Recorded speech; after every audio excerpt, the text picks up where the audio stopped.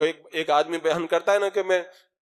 जब भी जाता था, स्कूल की छुट्टी होती थी, मैं जाता था, दरवाजा खुला हुआ मिलता था। जब मैं कॉलेज में चला गया, कॉलेज में गया तब भी मैं लेट आता था, दरवाजा खुला हुआ मिलता था। फिर जब मैं और बड़ा हो गया, रातों को बाहर रहता था और वहां से नौकरी से नाइट ड्यूटी से आता था, कभी 1 बजे कभी 2 बजे, फिर भी दरवाजा खुला हुआ मिलता था। एक दिन ऐसा हुआ, मेरी माँ का इंतकाल हो गया। माँ के इंतकाल के बाद एक दिन मैं रात को लेट घर पे आया, मैंने दरवाजे पे दस्तक दी, काफी देर तक दरवाजा नहीं खुला, कई बार मैंने दस्तक दी, तब जाकर के कोई उठ करके आया, दरवाजा खुला तो सामने वाले मकान से एक माई निकल करके आई और आने के बाद में कहा, बेटा तुझे मालूम है ये जो सामने वाली गली की तरफ जो खिड़की खुलती है, उस खिड़की में तेरी माँ हमेशा खड़ी रहती थी, तो जब स्कूल से आता था वो देखती थी और दौड़ करके आती थी, दरवाजा खुल जाता था।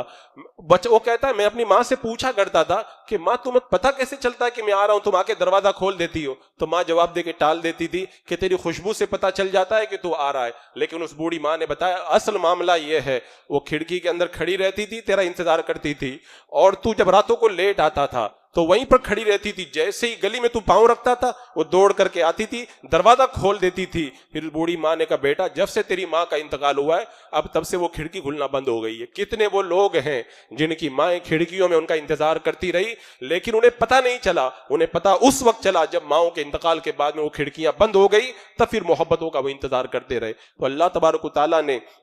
मोहब्बतों का ऐसा जज्बा और ऐसा रवैया माँ को अता फरमाया।